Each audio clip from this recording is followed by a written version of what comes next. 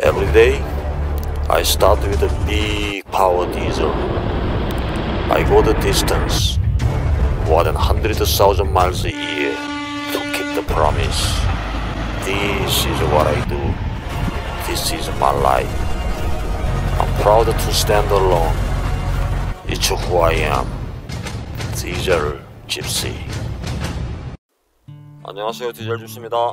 마이애미에서 밤늦게 출발하여 사우스캐롤라이나주 리치 스프링으로 왔습니다. 리치 스프링에서 캐나다 온타리오주 브램턴으로 이동할 복숭아를 한 트레일러 가득 상차했습니다.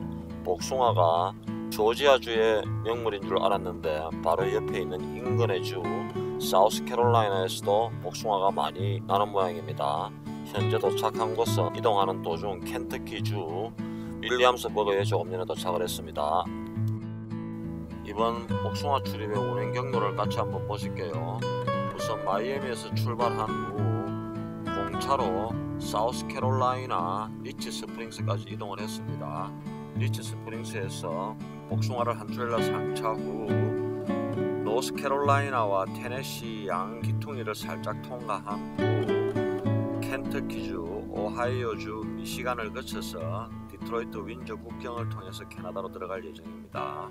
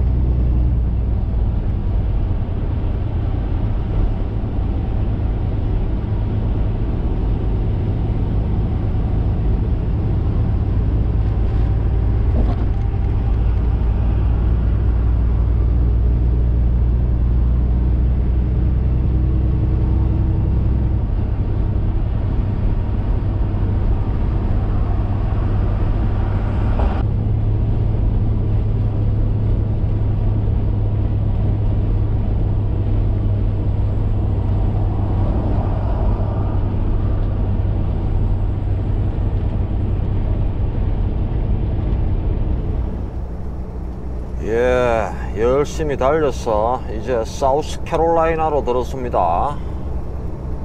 플로리다를 통과하고 조지아를 가로질러서 사우스캐롤라이나로 입성을 했습니다.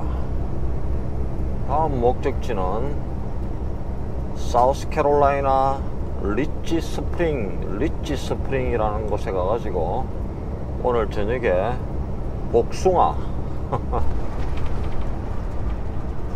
복숭아가 조지아에서만 많이 나는 줄 알았는데 사우스캐롤라이나에서도 많이 나는 모양입니다.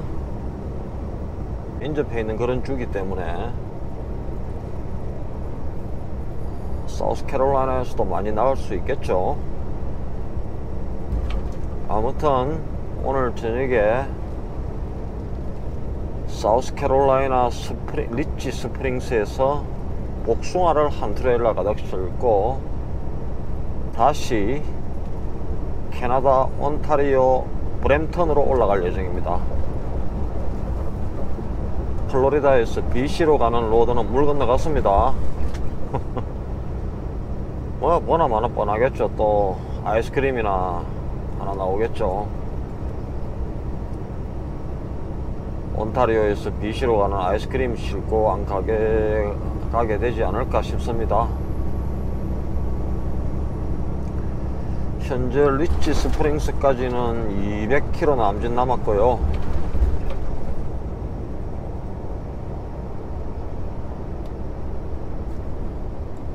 플로리다주 미라마에서 리치 스프링스까지는 약 한 1000km 남짓 나오더라고요. 미국 동부 쪽이라고. 교통량이 제가 항상 다니던 미국 서부나 미국 중부보다는 많죠.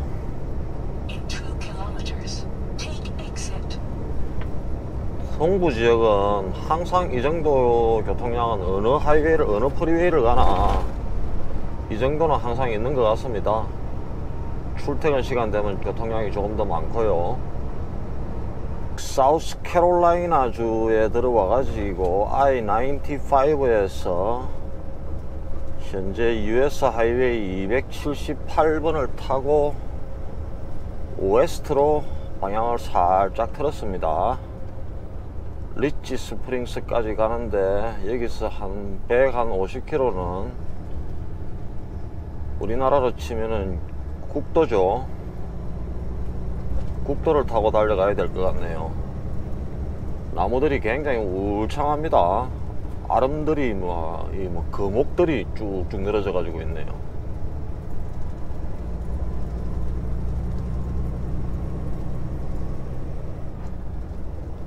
이 쭉쭉 늘어진 거 저게 뭐 공기청정이 그만이 좋다며요. 한 다발에 뭐 12,000원에 판다고요, 우리나라에. 요 와가지고 저기나 살살 걷어갖고 팔까?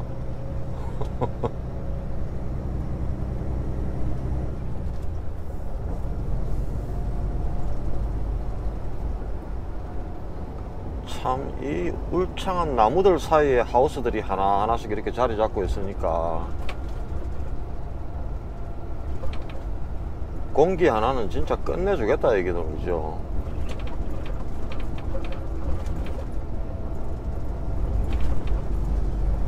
이런 동네에 사는 사람들은 편두통이라 하는 거는 있을 수가 없겠습니다.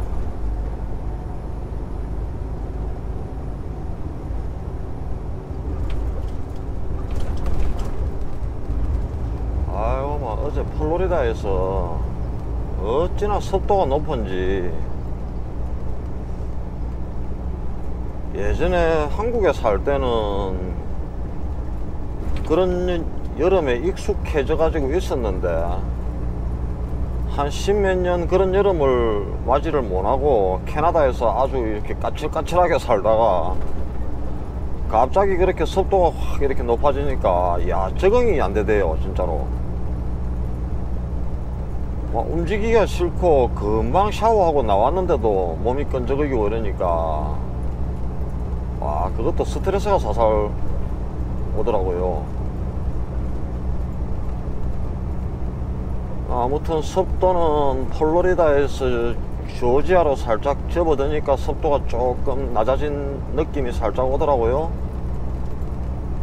사우스캐롤라이나 여기는 올라오니까 습도가 많이 낮아졌습니다.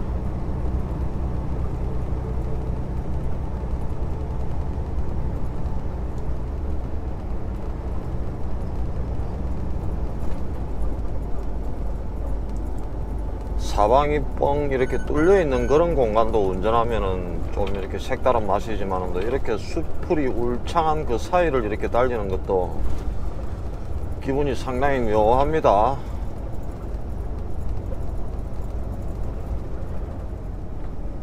아이고, 막 복숭아 농장 진짜 꼬불꼬불하게 완전 산골에 위치해 가지고 있네.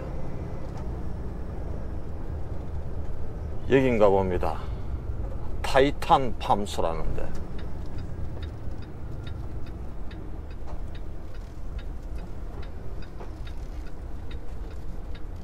You have reached your destination.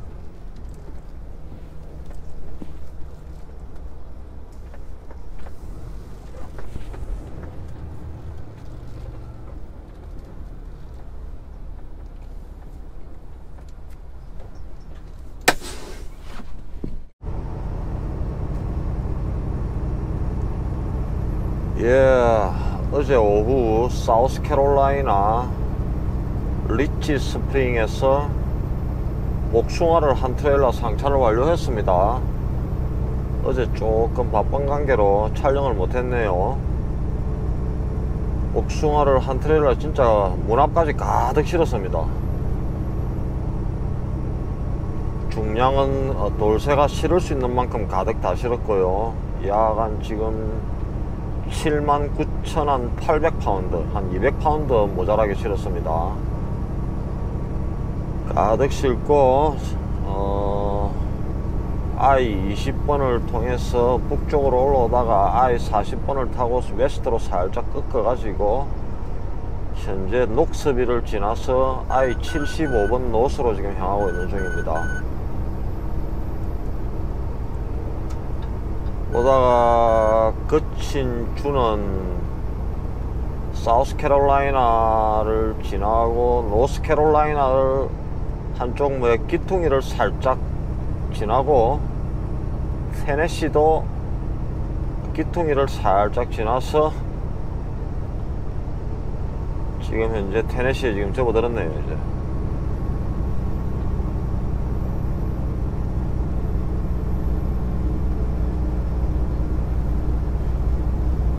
날씨가 비가 쏟아질 것 같은데 비는 쏟아지지 않고 안개 미스무리한 기, 구름도 굉장히 좀 많이 끼어 있는 그런 날씨입니다. 아침 온도는 25도 밖에 안 되고 지금요. 아침 온도가 25도 같으면 높은 거지.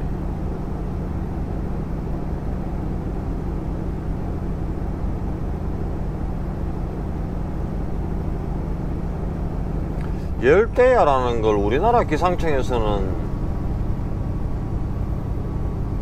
한밤중에도 온도가 25도 아래로 떨어지지 않고 25도 이상으로 유지되면은 열대야로 아마 그렇게 발표를 할걸요.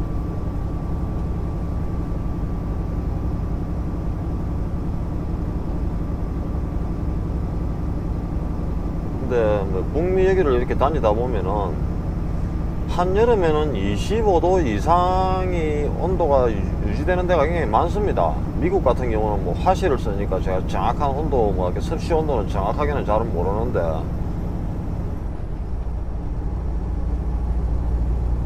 캐나다 같은 경우 습도가 없기 때문에 뭐 한 26, 7도 그 정도 되는 것 같으면 그렇게 뭐 되게 이렇게 후덥지근하다 하는 느낌을 별로 못 받습니다. 그냥 햇살에 나가면은 햇살이 따갑다 하는 그런 거는 충분히 느끼는데 나무 그늘에만 들어가면 시원합니다. 아마 열대야를 규정하는 그것도 아마 우리나라하고 미국이나 캐나다하고 아마 나라마다 조금씩 아마 기준이 다르지 싶습니다.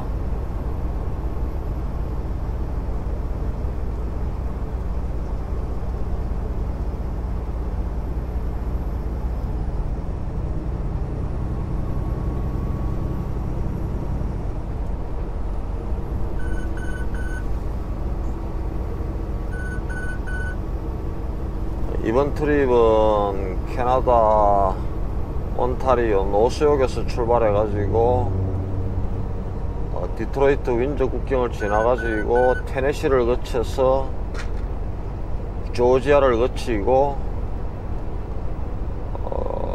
그래가지고 어디로 들어갔죠? 그래가지고 맞나 폴로리다로 들어가가지고 폴로리다 서부 해안을 따라서 쭉 내려가고 폴로리다를 일주했네 제가요. 맞네, 이번에 플로리다를 완전히 일주를 완벽하게 했네. 저 아랫동네 저 플로리다 꼭지점 키웨스트까지는 못 가보고 댓글에 많이들 남겨주셨더라고요. 키웨스트를 한번 가봐라 하는데 그때 마이애미 뭐 비치 갈 때 우버 드라이버 있죠. 우버 드라이버가 내가 물었거든요. 여기 마이애미 비치 말고 요 근방에 어디 뭐 좀 가볼 만한 데 있나 하니까 그 우버 드라이브 2명 다 저보고 키웨스트를 한번 가봐라 하고 이야기를 해주더라고요.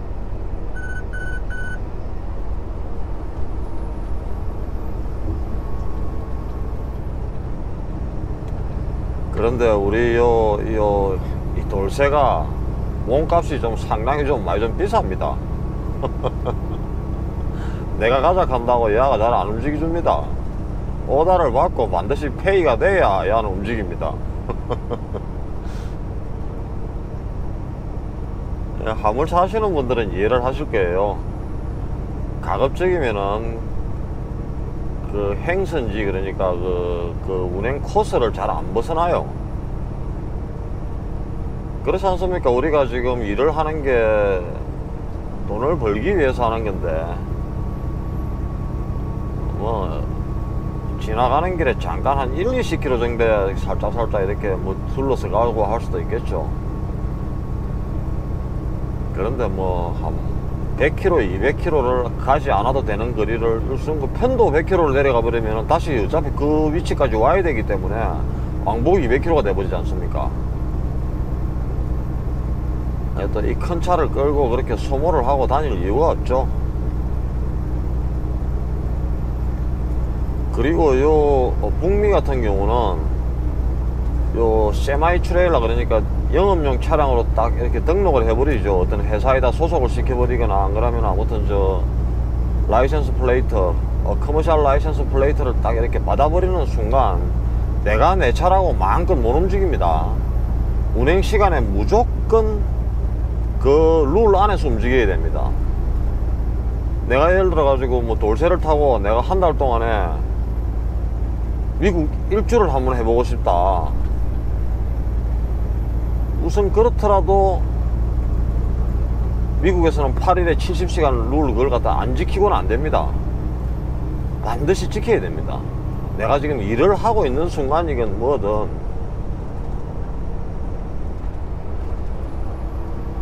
하루 운행시간 11시간을 넘길 수 없고요.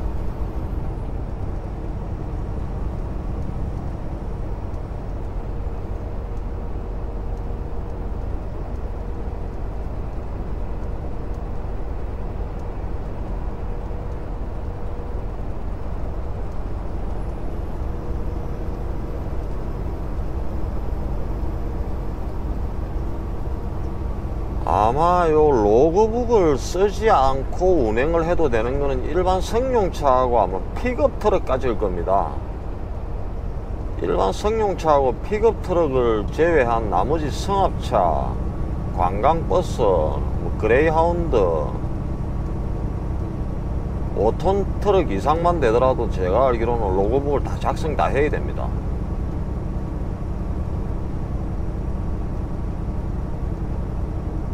제가 오래전 영상에 한번 언급해 드렸는데, 요 도로라는 이 시설은 어떤 한 개인의 소유도 아니고 어떤 한 지역의 소유도 아니고 그 나라 국민들이면 누구나 이용할 수 있는, 그러니까 공공의 시설물이지 않습니까?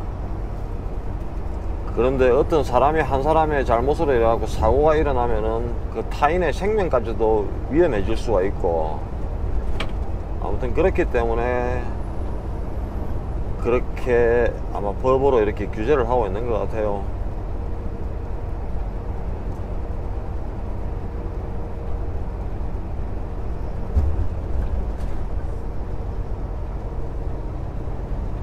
요즘은 전부 다 이렇게 뭐 전자로그를 다 사용하고 있는데, 작년 2월달 그전에는 페이퍼로그하고 전자로그하고 같이 이렇게 병행을 했거든요.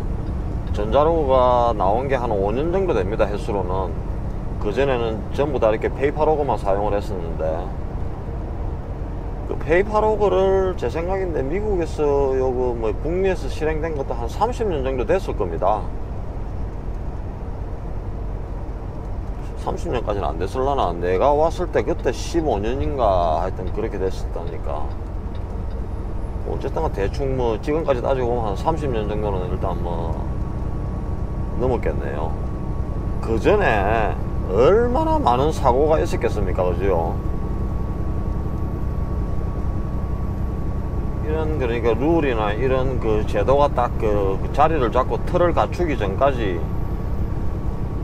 얼마나 많은 시행착오가 있었겠습니까? 나는 체력이 2박 3일 동안 잠을 안 자도 나는 체력이 까딱없딱 하시는 분들도 북미에서 세마이트럭 핸들을 잡는 순간 HOS 룰, 아웃 오브 서비스 룰을 벗어날래 해야 벗어날 수가 없는 겁니다. 그러니까 어떤 그 뭐 개인의 능력치라든가 인간의 능력치라든가 인간의 한계치라 하는 건 일단 그 사람마다 조금씩 그게 다르겠지만은 또 그 평균치라는 게 있겠죠. 그 평균치를 기준으로 해가지고 그렇게 시간을 정해놓지 않았나 싶어요. 우리가 저 여객기 같은 저런 대형 항공기 같은 저런 거는 기장 파일럿이 경력이 뭐 30년 된 아무튼 뭐 그런 완전 이렇게 뭐 베테랑 기장이라도 이 착륙할 때는 매뉴얼 책자 딱 이렇게 펼쳐놓고 부기장이 하나하나씩 딱딱 일러주지 않습니까? 안 그러면 기장이 읽어주고 부기장이 옆에서 이렇게 스위치 올리고 내리고 하는 그런 식으로 뭐 그걸 한 30년 했으면은 그 뭐 절차나 그런 걸 다 외워도 다 이렇게 외웠겠죠. 하지만은 그런 뭐 그 개인적인 그런 능력치에다가 안 맡기질 않습니까? 그죠? 맡기지 않는 이유는 이게 인간의 능력이라 하는 건 언제든지 실수가 있을 수 있기 때문에 그런 실수를 갖다가 최소화하기 위해서 뭐 그런 절차를 만들어 놨지 않나 싶습니다.